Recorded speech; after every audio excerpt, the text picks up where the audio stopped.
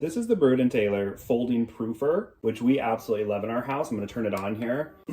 So what I love most about this is I actually use it for my sourdough starter as well as proofing bread, but our home is either too cold in the winter or too cold in the summer with our air conditioning for anything to rise well. So I'm gonna fold it up here really quick so you can see how compact it becomes.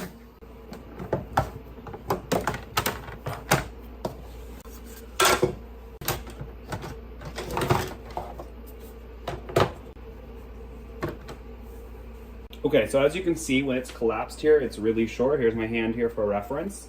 So it's really, really small, able to go right into a drawer. And then I'll expand it here really quick. Taking off the lid.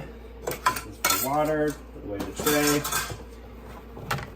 tray. Immediately just folds right up, very easy to use. This goes on top. Very easy to change the temperature. You can also do on slow cooking mode, so you can change the mode to slow cooker and it'll go higher. But again, I use this mainly for proofing. And it's really just as easy as that.